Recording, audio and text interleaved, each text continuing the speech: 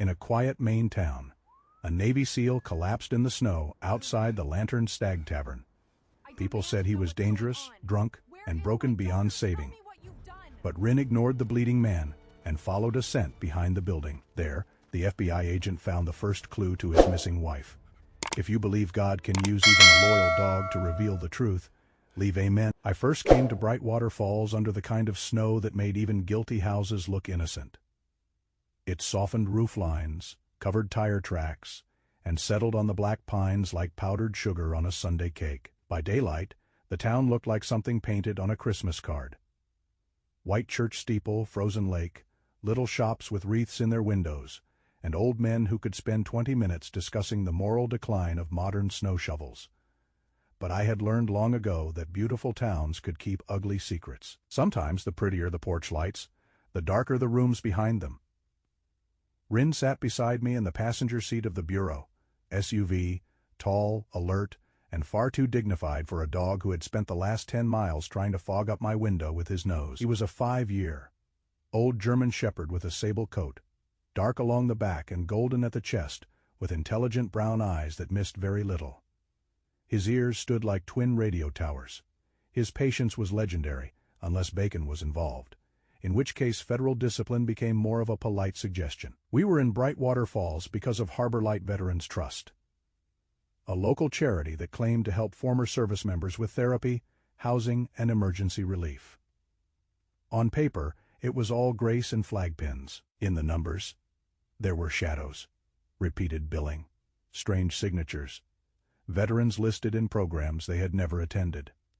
My job was to look quietly before anyone knew the FBI was looking at all. That evening, before the storm thickened, Rin and I stopped at the Maple Bell Diner. It was a narrow, yellow-lit place wedged between a pharmacy and a closed bait shop, smelling of coffee, apple pie, fried potatoes, and winter coats drying near a heater. The owner, Sarah Bell, was a round-faced woman in her late 50s with warm brown skin, silver-streaked black hair pinned beneath a red kerchief, and the brisk kindness of someone who could refill your cup and correct your life choices in the same breath. She had known 3 mayors, outlived 2 husbands, and trusted dogs more quickly than men wearing expensive shoes. "Evening, Agent Ward," Sarah said, sliding a paper cup of coffee toward me. "And evening to the handsome deputy." Rin sat straighter. An elderly man at the counter, Walter Boone, lifted his mug in greeting. Walter was thin as a fence rail, with a white beard trimmed close to his jaw and eyes pale blue from age and weather. He had the dry humor of a retired mechanic and the posture of a man whose back had once been strong enough to carry other people's problems. "Deputy Fur Coat," he said, "that dog looks more official than half the town council." Sarah slipped a tiny piece of bacon onto a napkin and lowered it toward Rin. I gave her my sternest look. Federal agents do not accept bribes. Rin accepted the bribe. The old men laughed, and for a moment the case felt far away. That was the trick of Brightwater Falls. It could make you believe nothing truly terrible could happen between a cup of coffee and a slice of pie. Outside, snow drifted past the window in slow white feathers. Inside, Sarah hummed along with an old radio hymn while Rin rested his chin on his paws, pretending he had not just betrayed the Constitution for pork. Then the bell above the diner door rattled hard. A young waitress stepped in from the cold, breathless, cheeks pink, eyes wide. "There's trouble outside the Lantern Stag." The warmth in the diner changed, not vanished. Changed. Every small town has certain names that can do that. The Lantern Stag was one of them. By the time Rin and I reached the old tavern, blue and amber lights were already staining the snow.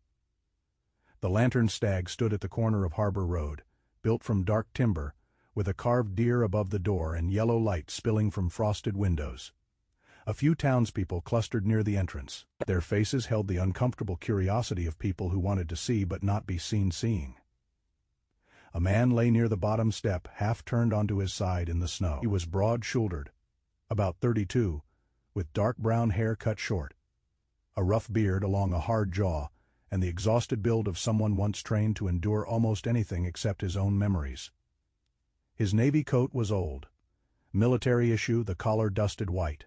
One eye was swelling shut. His mouth was split at the corner, but not badly enough to explain the fear around him. He smelled of whiskey, cold air, and something deeper. "Shame if shame had a scent, Caleb Rowan," said Sheriff Nolan Voss before I asked. Voss was a thick-set man in his early 50s, with iron-gray hair under a fur-lined hat, a square face, and a trimmed mustache that seemed designed to make every word look official. People in town spoke of him as steady. I noticed steadiness can sometimes become a wall. He kept one gloved hand on his belt and the other raised slightly, as if calming a horse. "Former Navy," he added. "Had too much to drink. Picked the wrong fight with boys from Mill Creek." The door opened behind him, and Evelyn Pike stepped out. She owned the Lantern Stag. She was 46, tall, with red hair twisted into a low knot and green eyes that smiled a second before her mouth did. Her wool coat was expensive, but worn casually, like she wanted people to think generosity mattered more to her than money. "Poor Caleb," she said.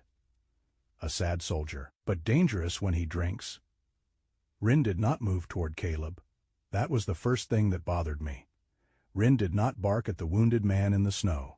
He turned away from Caleb, walked straight toward the back of the tavern, and stopped before a patch of snow swept too clean. The wind went quiet for half a breath. When a dog ignores the obvious pain and listens instead to the silence behind a building, the night has just told you it is hiding another story. I followed him past the side wall, where empty crates leaned under a metal awning.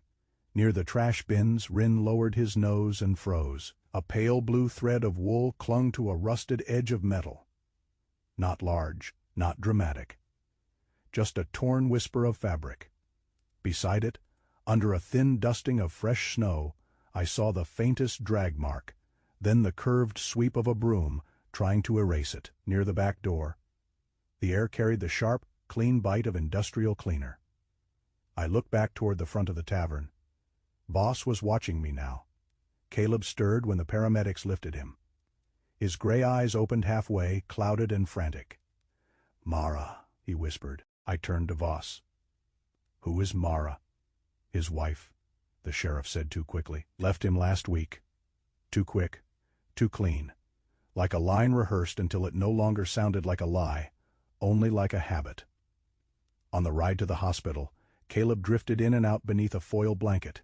His hands, scarred and calloused, trembled against the stretcher straps. Rin sat behind me, silent, his eyes fixed on Caleb through the partition. I did not feel pity exactly. Pity was too simple. This man had frightened someone. I could hear it in the way he said her name. But someone had also arranged the town's first impression of him with careful hands. Caleb opened his eyes once more. His voice came thin and broken through the hum of the ambulance. "I did not do what they said I did," he murmured. Then his face folded with a grief that seemed older than the snow. "But I did enough to make her afraid?" At Brightwater Falls Memorial, a nurse named Denise Carter helped remove his coat. She was a small woman in blue scrubs, with tired hazel eyes and gray curls escaping her clip. The kind of nurse who had seen enough sorrow to stop wasting words around it. As she lifted the heavy navy jacket, something dropped from Caleb's pocket and clicked against the tile, a small wooden key. I bent and picked it up. It was smooth, hand, carved, no longer than my thumb, with 2 letters etched into the side. M.R. Rin stepped close, lowered his nose to the key, and gave one soft, troubled whine. I looked at the pale blue wool sealed in the evidence bag in my hand. The key carried the same faint scent, and just like that, the man in the snow was no longer the beginning of the case. He was the doorway. By morning, Brightwater Falls had put on its clean face again. Snow rested on the roofs like folded linen, the lake lay silver and still beyond the pines, and church bells moved through the cold air with the gentle authority of old hymns. If a stranger had driven through town that day, he might have thought nothing sorrowful had ever crossed those streets. But I had spent enough years in law enforcement to know that winter did not erase things. It only made people wait longer before digging. The wooden key marked Mr. Sat in a clear evidence pouch on the passenger seat between Rin and me. He kept glancing at it, then back at the road, his sable ears high and alert. Rin was not restless. He was listening in that deep animal way, as if the world had whispered something overnight. and he was waiting for me to catch up. I had already sent a quiet request for records on Harbor Light Veterans Trust, but before numbers could tell me who had lied, I needed to know who Mara Rowan had been before the town turned her into a missing wife and a convenient sentence. I found her first at St. Agnes Chapel, not in person but in memory. The chapel was small and white, with blue shutters and a bell tower that leaned slightly to the east, as if decades of Maine wind had taught even wood to bow. Inside, a dozen older residents sat in a circle near an upright piano. They were waiting for the volunteer who would not come. The woman who met me there was Ruth Ellery, 82, tiny as a sparrow, with soft white curls, rose-colored cheeks, and hands twisted by age but still graceful when she touched the piano keys. She wore a lavender cardigan with a pearl brooch and spoke with the careful gentleness of someone who had outlived too many departures. "Mara played for us every Wednesday," Ruth told me. "Moon River when Mr. Keene missed his wife. Amazing Grace when the weather was hard. You Are My Sunshine when we all needed to pretend we were younger." She smiled, then lost it. That girl played sad songs like she believed they could still end well. That was the first true thing anyone had said about Mara. Her house stood on the north edge of the lake, a pale gray cottage with a cedar porch, silver wind chimes, and planter boxes buried in snow. Rosemary, lavender, and thyme had withered under the frost, their stems brittle but still fragrant, when Rin brushed them with his nose. Mara had loved small living things, I thought. The kind of woman who watered herbs before sunrise and remembered which song made an old man cry without embarrassment. Lydia Bell met me at the front steps. She was Mara's closest friend, 34, narrow, shouldered, and tall, with chestnut hair cut just below her chin and tired green eyes behind round glasses. She worked as a librarian, which suited her. She had the calm voice of someone used to protecting silence, but grief had made her hands restless. She kept folding and unfolding a tissue until it looked like a small white bird trapped between her fingers. Mara was going to leave, Lydia said, not because she stopped loving Caleb. That would have been simpler.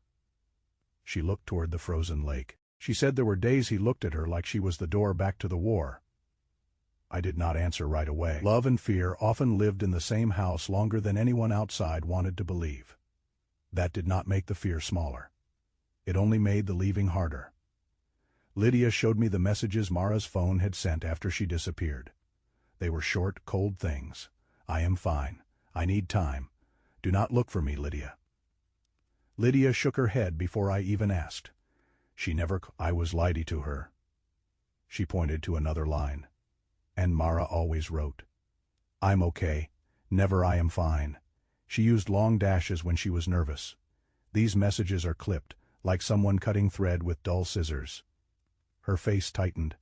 And this one says she hated snow. Mara called snow the only silence that forgives. Whoever wrote that did not know her. They only knew her phone. Inside, the house was beautiful, in the way abandoned music is beautiful. A blue mug sat near the sink. A wool shawl hung over a chair.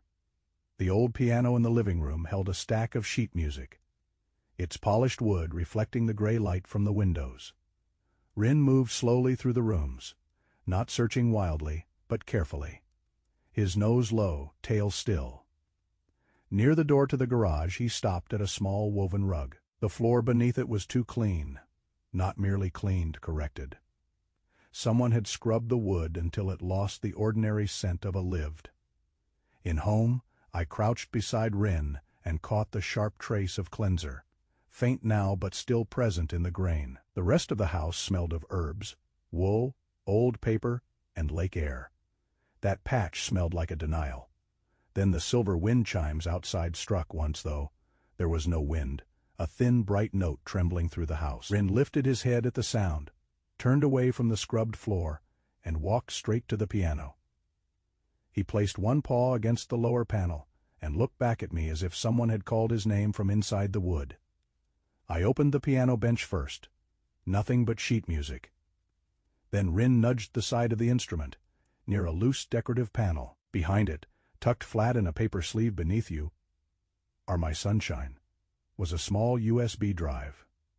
Mara had not vanished quietly. She had left breadcrumbs in music.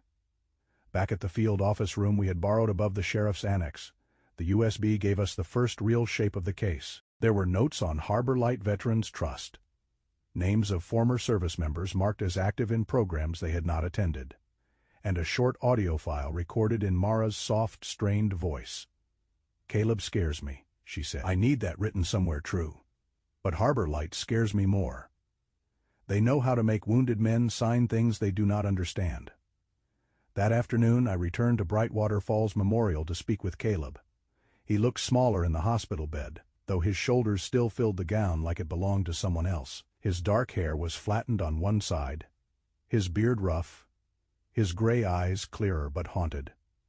Rin stood beside me, watchful. He did not growl. He did not soften either. "I need you to tell me what you remember," I said. Caleb swallowed. "Not enough. Try." He closed his eyes. Warm wood, like a candle. Mara crying in the garage.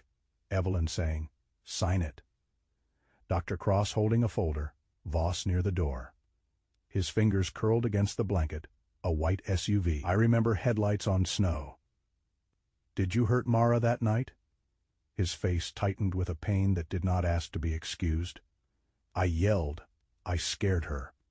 More than once, I broke things that mattered because I could not fix what was broken in me. He opened his eyes, but I do not remember making her disappear. I believed only part of him. That was enough for now. By evening, a neighbor's camera gave us the next piece. The footage was grainy, blue-gray, nearly swallowed by falling snow. Caleb's truck left the driveway at 11:42 p.m. 14 minutes later. A white SUV rolled in with its headlights low. A figure stepped out wearing a long coat and a pale blue scarf. The shape was wrong for Mara, too tall, too measured. I paused the frame. Rin stepped close to the monitor, sniffed the warm glass, then turned away and fixed his eyes on the evidence table. On the wooden key marked Mr. The scent had found its circle. The next morning, Mara Rowan's phone told a story her heart never would have written. According to the messages sent after she vanished, she had left Bright Waterfalls by choice, heading south to clear her mind. But the tower data disagreed. Phones are poor poets but honest witnesses. Mara's phone had not gone south. It had traveled east along Harbor Road, a lonely ribbon of pavement that followed the lake past closed boat sheds, public trash bins, a shuttered gas station, and a row of old docks where winter ropes knocked softly against frozen posts. Whoever carried that phone knew the town well enough to move through its blind spots. I spread the map across a table in the borrowed room above the sheriff's annex. 17 stops. Not one long escape, not a wandering drive. 17 short pauses, each placed where a camera faced the wrong direction, where trash pickup came before sunrise, or where the road dipped under pines thick enough to hide headlights from nearby homes. Rin stood beside the table, his sable head level with the edge, brown eyes moving as if he understood that humans had a habit of leaving their guilt in patterns. Sheriff Voss stopped in once, broad shoulders filling the doorway, his gray mustache neat, his eyes patient in the way locked doors are patient. "Could be nothing," he said. "People stop when they are upset." I looked at the neat line of pins on the map. 17 times? He gave me a small shrug. "Folks in pain do strange things." He left before I could ask why he sounded like he was explaining instead of wondering. Rin and I started at the north end of Harbor Road. The first stops gave us little. A public bin already emptied, a boat launch swept by wind, a gas station with a dead camera and a snowbank high enough to swallow small sins. Rin worked slowly, nose low, paws careful on the salted pavement. He did not pretend every place mattered. That was one reason I trusted him. A lesser dog might have chased every old scent into a story. Rin saved his certainty for the places that deserved it. At the 9th stop stood Harbor Wash and Fold, an old laundromat with fogged windows and a hand-painted sign that had faded from blue to the color of tired denim. Inside, a baseball game played on a small radio even though the season was months away. The owner, Earl Dobbins, sat behind the counter with a crossword puzzle and a thermos of black coffee. Earl was 71, short and square, built, with a bristling white beard, eyebrows like frostbitten caterpillars, and a red wool vest stretched over a belly earned honestly from diner pie. He had the plain, stubborn face of a man who believed machines should be repaired before they were replaced, and people should say what they meant before asking forgiveness for what they meant. "White SUV?" he repeated, scratching his beard. "Sure, parked right where I put my salt bucket. Folks don't forget that kind of disrespect." He leaned closer, lowering his voice as if the dryers might gossip. Driver smelled like a candle shop. Strong, fancy, warm wood or church cabinet, something like that. Not perfume too clean for perfume. Did you see the driver's face? Coat collar high, scarf up, walked like someone who did not want to hurry but had to. Earl looked down at Rin. "That dog know something?" "Usually before I do," I said. Rin had already moved to the back door. The dryers thumped behind us, steady as a tired heart, when Rin stopped at the snow, crusted fence and lifted one paw. He did not bark, he did not dig. He simply pressed his paw onto a white mound beside the chain links and looked at me. The radio inside crackled with a phantom crowd cheering for a game long over, and for one frozen second, it felt as if the whole town had been applauding while someone hid the truth, 10 feet from a laundromat door. Under the snow was a small black trash bag, snagged on wire and spared from pickup by accident or providence. Inside were a torn piece of rubber glove, several strands of pale blue wool, a receipt for industrial cleaner, and a damp scrap of paper with only 3 readable words: Harbor Light Intake. Small things, ordinary things. Yet small things have brought down taller lies than men care to admit. By noon, I was back at the Lantern Stag. Evelyn Pike received me in her office behind the tavern, a narrow room that smelled of lemon polish, old wood, and something faintly sweet beneath it. She wore a cream sweater, gold earrings, and that practiced smile of hers, bright enough to guide ships and sharp enough to cut rope. "Caleb was drunk," she said. "Those Mill Creek boys pushed him. He pushed back. Then he wandered off. That is all I saw." "You did not see Mara?" Her smile softened into pity. "Agent Ward. Mara had been unhappy for a long time. Everyone knew that." Rin stood by the door, still as a carved guardian. Then his head turned toward the parking lot. Not a dramatic motion, just one clean decision. I followed his eyes to the window where Evelyn's dark SUV sat near the back steps. When we obtained permission to examine it, Rin moved straight to the rear. The moment the hatch lifted, his ears rose. The scent was faint, washed thin, but familiar, sharp cleaner, pale wool, and that same warm wooden sweetness Earl had described. A technician later found tiny blue fibers caught near the cargo liner seam. Evelyn watched from the tavern door. For the first time, her smile forgot to arrive on schedule. The call from the hospital came an hour later. Caleb had been left a note by a man wearing a maintenance jacket who vanished before staff could stop him. The nurse had found the paper folded under his water cup. It read, "You lost one team. Do not lose her twice." When I entered Caleb's room, he looked as if the words had struck deeper than any fist from the night before. His broad hands shook on the blanket. The mighty shape of him, the Navy training, the square jaw, the old strength. All of it seemed like armor hung on a man who could no longer stand beneath its weight. "They used it," he said. "Used what?" His gray eyes filled, but his voice stayed low. "The mission, my file. What I said in therapy, Harbor Light told me they were helping me. Dr. Cross said guilt needs structure. Evelyn brought forms. Voss said the town protects its own." He swallowed hard. "They gave me pills when I could not sleep, drinks when I could not feel, papers when I could not think. They said signing meant funding would keep men like me alive."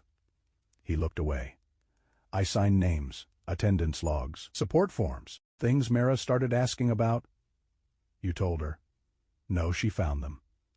His face folded into something close to prayer, though no prayer came. Harbor Light was the only place that still acted like I was not broken. I believed them because I needed somebody to. That was how the trap had been built.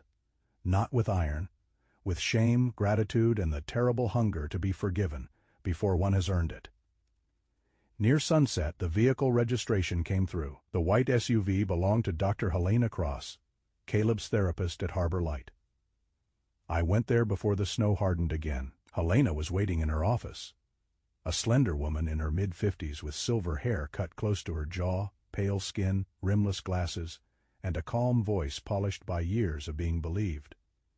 She handed me her schedule before I asked. "I was here that night," she said. "You will see every appointment documented." The schedule was perfect. Too perfect. Rin sat outside her therapy room, staring at a shelf of candles arranged beside framed certificates and veteran outreach awards. He did not whine. He only watched them, nose lifted, as if the room itself had exhaled a memory. In my notebook, I did not write cedar. Not yet. I wrote warm wood scent. Harbor Light Veterans Trust held its pancake breakfast in the community hall behind St. Agnes, where the windows looked out toward the frozen lake, and the walls were decorated with paper stars, framed service photographs, and handmade quilts stitched in red, white, and blue. By the time Rin and I arrived, the room smelled of syrup, coffee, wool coats, and frying butter. Volunteers moved between folding tables with the cheerful urgency of church ladies, defending a sacred recipe. If a person judged Harbor Light by that morning alone, he would have called it a blessing. That was what troubled me most. Some lies do not arrive wearing masks.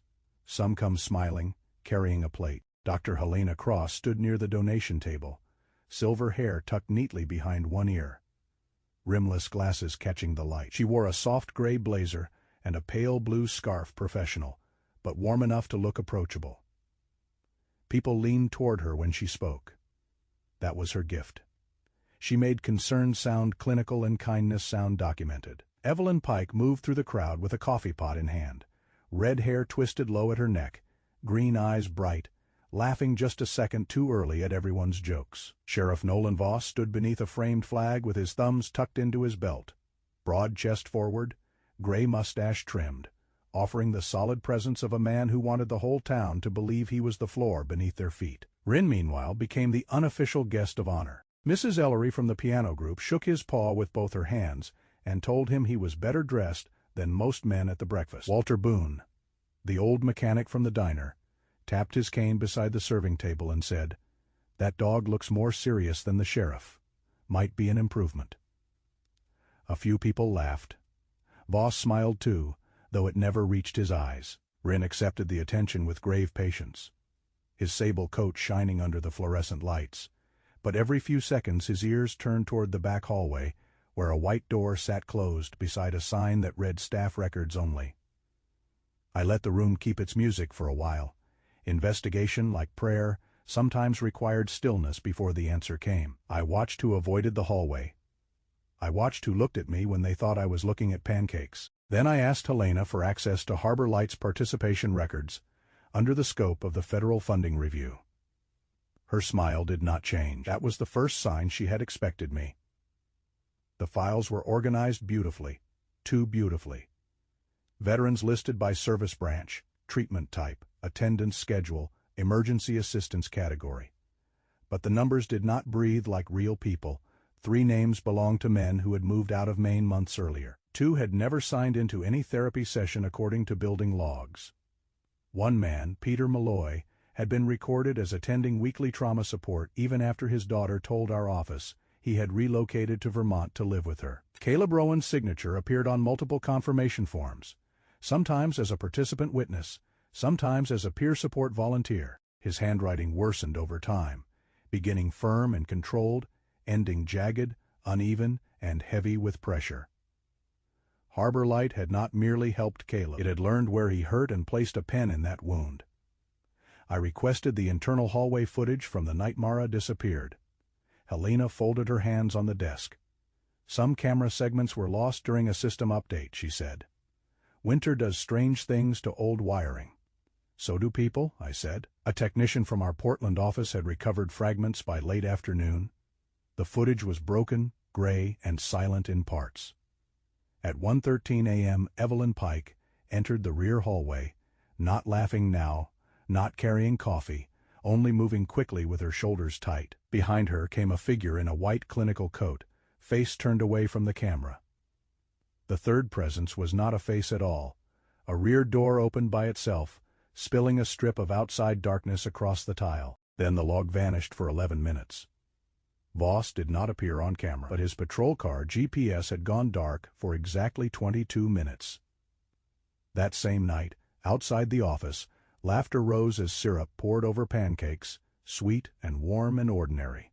Inside the recovered footage, the rear door opened without a hand on it, and a blade of black winter slid across the floor. Rin stood beneath the desk, suddenly still, his ears lifted toward a sound only memory seemed to make. In that pause, the whole charity hall felt like a hymn sung over a locked room. I took Rin down the back hallway after the breakfast ended. The white door marked staff records only was locked. Rin did not scratch. He simply sat, nose lifted, breathing carefully. The scent was faint but precise. I had smelled traces of it before without naming it. In Mara's garage, behind the lantern Stag, inside Evelyn's SUV, warm wood. Clean smoke. A polished cedar chest in a grandmother's spare room. I looked through the narrow glass pane beside the door and saw a therapy room beyond it. Framed certificates. A shelf of candles. A woven blanket folded on a chair. Everything soft. Everything safe. Looking. Cedar, I whispered. Rin's eyes flicked to mine. That was the thread. Not proof by itself. Never proof by itself. But a thread pulled through every room where the truth had been handled. Helena's cedar candles were not a crime. Evelyn's clean cargo liner was not a confession. Voss's missing GPS was not yet a verdict. But together they formed a pattern, and patterns, if followed long enough, became doors. That evening I returned to the borrowed office and reopened Mara's USB. The final audio file was shorter than the others. Her voice came through with a tremor she was trying to master. I pictured her at the piano, one hand near the loose wooden panel, listening for Caleb's truck, listening for the house to breathe. If Caleb made me afraid, that is true, Mara said. I need someone to know that. I loved him, but love cannot live where fear is asked to be quiet. A soft sound followed, perhaps her sleeve against the microphone, perhaps a sob she refused to let become one. But if I disappear, look at Harbor Light. They know how to make broken men useful. Caleb was the fire. They were the ones carrying oil. Rin lay beneath the table, his body still, ears raised at Mara's voice. He did not understand the words as I did, but he knew absence. He knew the echo of a person who had touched a thing and left part of herself behind. The room felt smaller after the recording ended. I saved a copy, sealed the drive again, and wrote 4 names on the whiteboard. Caleb, Evelyn, Helena, Voss. Beside them, I wrote 3 words: money, fear, silence. Then, under Mara's name, I wrote 1 more. Map, because Mara had not left only sorrow behind. She had left directions. Caleb Rowan did not become innocent because he had finally begun to tell the truth. I reminded myself of that before I stepped back into his hospital room. The morning light lay pale across his bed, flattening the proud lines of his face, until he looked less like a Navy SEAL and more like a tired man who had spent too many nights wrestling ghosts with his bare hands. His dark beard had grown rougher along his jaw. His gray eyes were clearer, and that made the shame in them harder to miss. Rin stood beside my chair, sable coat shining under the hospital light, his body calm but not relaxed. He watched Caleb the way winter watches a thin roof. You understand something, I said. Your pain is real. What happened to you in service is real. But Mara's fear was real too. One wound does not erase another. Caleb looked down at his hand. They were large hands, scarred at the knuckles. Hands that had once pulled teammates from danger, and later slammed doors hard enough to make a woman flinch. I know, he said. No defense, no excuse. Just 2 words, heavy as stones. You shouted. Yes, you drank. Yes, you made her measure the room before she knew which version of you had come home. His breath caught. For a second, the machines beside him seemed louder than they were. Yes, and Harbor Light knew that. His face tightened. They knew everything. Dr. Cross had my therapy notes. Evelyn knew when I had been drinking. Voss told me the town still respected me, but respect could disappear fast. They said if I signed the support logs, funding would keep coming. Men like me would get help. He closed his eyes. I was afraid they would tell Mara the whole story of the mission. The part where I made the wrong call and my friend never came home the same way. Rin shifted. Not softening, only listening. Caleb opened his eyes again. Mara once said, if she ever needed to disappear safely, Amos would know. He frowned, searching through fog. A safe cabin, north of the lake. Maybe I do not remember where. I should have listened better. That was not redemption. Not yet. But it was direction. By noon, Rin and I were back at the Lantern Stag with a warrant and 2 evidence technicians. The tavern looked smaller in daylight, stripped of music and yellow windows. Evelyn was not there. Her office had been locked, her staff nervous. In the cellar, the air smelled of cold beer, damp stone, and old wood. Metal kegs stood in rows. Rin moved past them without interest until he reached the far wall, where a section of fresh pine boards had been nailed over older paneling. The new boards were too clean, too pale, like a patch of young skin on an old hand. Rin sat behind the boards. We found a canvas bag wrapped in plastic. Inside were Mara's torn blue scarf, a small recorder, and a journal with a lavender cover. The handwriting was not neat in the way people expect from evidence in stories. Some lines slanted, some stopped halfway. One page simply read, "If they make me look foolish, remember I was frightened, not confused." The journal built the case in trembling fragments. Caleb had frightened her. Harbor Light had used that truth as a leash. Evelyn had access to Mara's phone after the night at the house. Helena knew how to make fake concern sound like medical advice. Boss had discouraged reports, delayed questions, and protected the organization because its success had become part of his own public image. Mara did not know every detail. She only knew enough to be afraid of the right people. The recorder held one short message. Amos kept the old north cabin key pattern. If I cannot reach Lydia, I will try him. Amos Reed lived now at Lake Haven Rest Home, a low brick building above the frozen marsh, where the halls smelled of oatmeal, floor polish, and faded perfume. The receptionist warned me before we entered. "Mr. Reed gets mixed up," she said. She was a young woman named Tessa Grant, early 20s, soft brown hair in a ponytail, kind eyes, and the cautious tone of someone taught to protect an institution before protecting a story. Some days he talks to clocks. "Maybe the clocks listen," I said. Amos was in a sunny common room, repairing a grandfather clock that no one had asked him to repair. He was 78, tall even in a wheelchair, with a narrow weathered face, a white beard trimmed close, and hands bent by age but still precise. His gray hair stuck up in thin wisps, and his blue flannel shirt was buttoned wrong at the top. He looked like a man carved from driftwood and stubbornness. When Rin approached, Amos peered at him over half-moon glasses. "You here for a tune-up or a confession?" he asked the dog. Rin placed his chin on Amos's knee. Amos smiled faintly. "Smart fellow, knows the difference."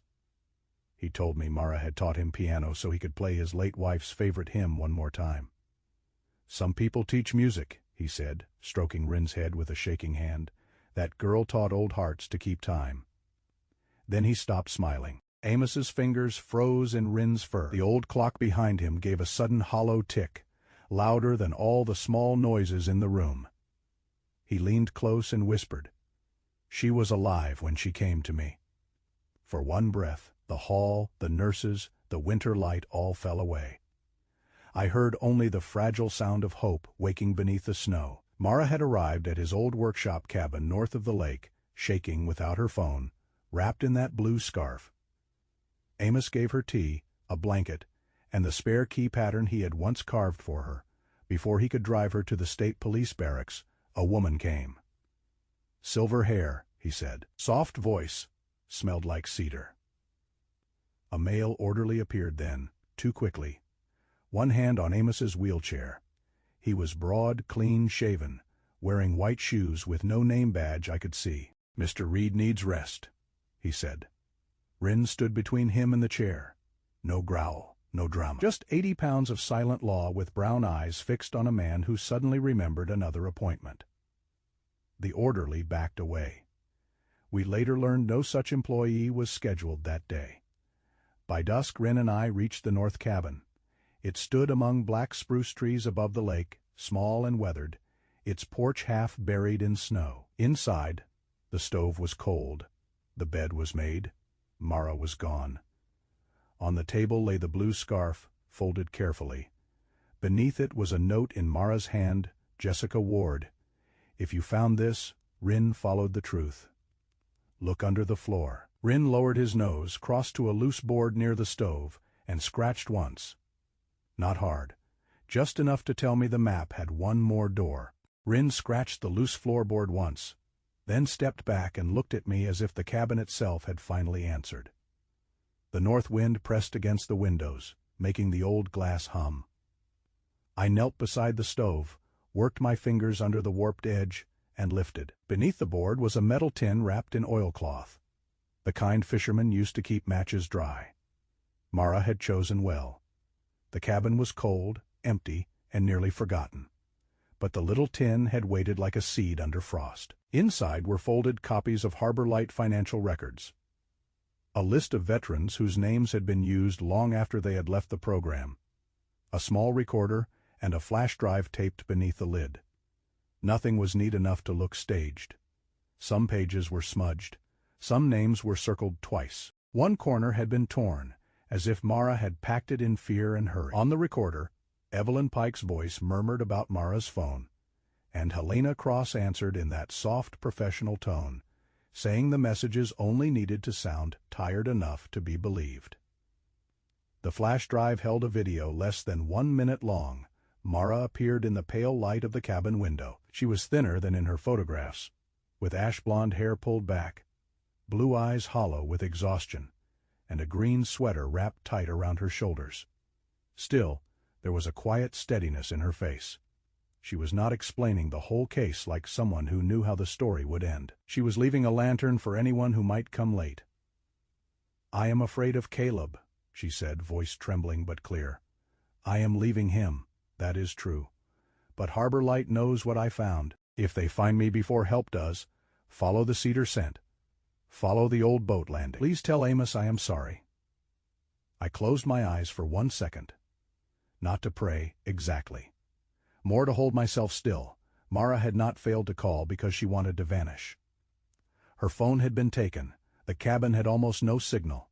Helena had reached her before she could leave, and someone had made her believe that if she surfaced too soon, Amos and Caleb would be made to carry sins that were not. With the cabin evidence, the case changed shape.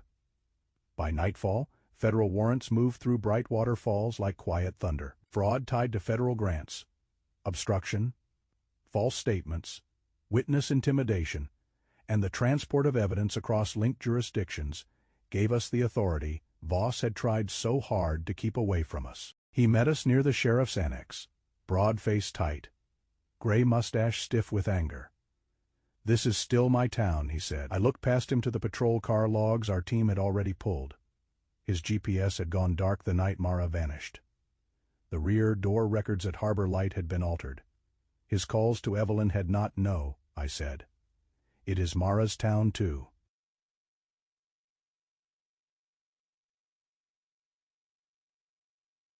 Caleb gave us the final direction from his hospital. He looked worse after the truth. Not better, but cleaner somehow. Like a man standing in rain. "There was a storage building near the old boat landing," he said. "Harbor Light used it after therapy events. I remember the cedar, and an old refrigeration unit loud, like a tired engine that would not rest. We found tire tracks first, leading toward the road out of town. The local team moved that way. Rin did not. He stood beside me under the black ribs of the old landing. Snow gathering on his sable back, nose lifted toward the lake. Then he turned away from the tracks and walked toward a low warehouse with frost glazed across the metal door.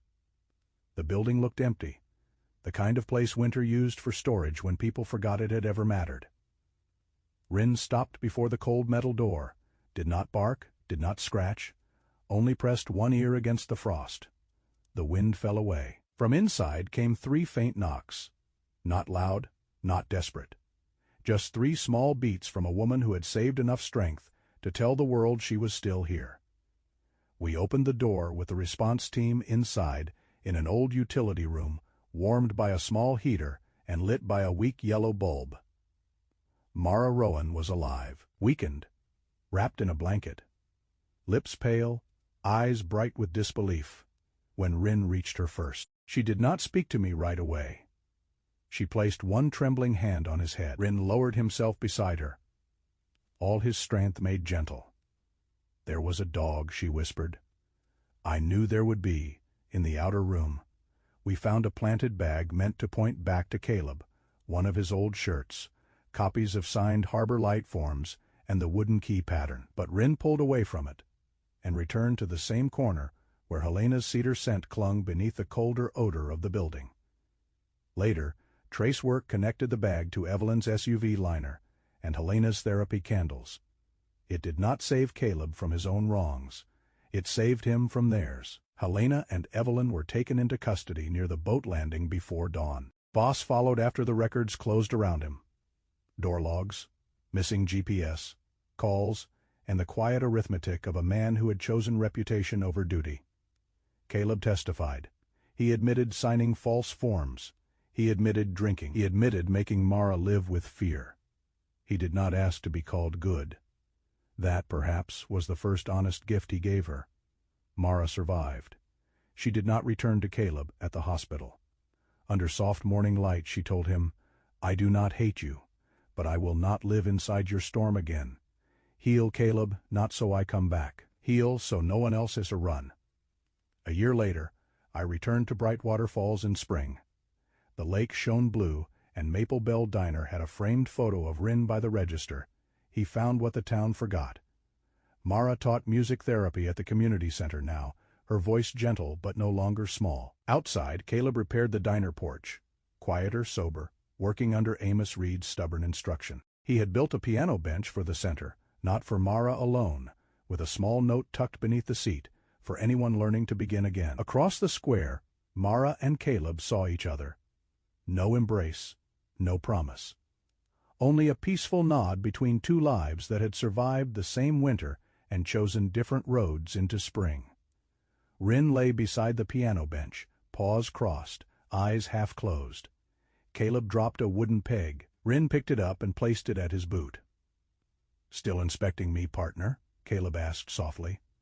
"He inspects everybody," I said, and in the Rin files beneath Mara Rowan's name, I wrote the line that stayed with me longest. "A lie can travel by car, phone, and paper, but truth has a scent." At the end of this case, I learned that truth does not always arrive like thunder. Sometimes it comes softly, through a paw print in the snow, a frightened voice on an old recording, or a loyal dog who refuses to walk past what everyone else has decided not to see. To see Mara's story reminds us that love should never ask a person to live in fear. Real love protects. Real love tells the truth. Real love gives someone room to breathe, heal, and stand in the light without shame. Caleb's journey also teaches us that pain may explain a broken road, but it does not excuse the harm we cause along the way. The bravest thing a wounded soul can do is stop blaming the storm and begin repairing the shelter. And then there was Rin. He did not speak in court. He did not sign a report. He did not understand money, lies, or politics. But he understood fear. He understood scent. He understood when a human heart had left a trace behind. Animals have a sacred way of noticing what people overlook. Maybe that is why God so often sends comfort on four legs, with patient eyes and a faithful heart. In our daily lives, most of us will never stand in a frozen warehouse or solve a case under falling snow. But we all pass by someone who is quiet when they used to laugh. We all see an animal waiting for kindness. We all have chances to choose patience over judgment, truth over convenience, and mercy over pride. A small act of care can become the first lantern in someone else's darkness. So be gentle with the wounded, but never silent about what is wrong. Protect the vulnerable. Listen to the elderly. Believe that broken people can heal when they choose responsibility. And please, love the animals God places in our path. Sometimes they are not just pets. Sometimes they are guardians, witnesses, and little miracles wearing fur. If this story touched your heart, please share it with someone who still believes kindness matters. Leave a comment and tell us where you are watching from. Or share the name of an animal who once changed your life. And if you want more stories of courage, justice, faith, and loyal K9 hearts. Please subscribe to the channel. May God bless you, protect your family, comfort every lonely heart, and guide us all to live with more truth, more kindness, and more love.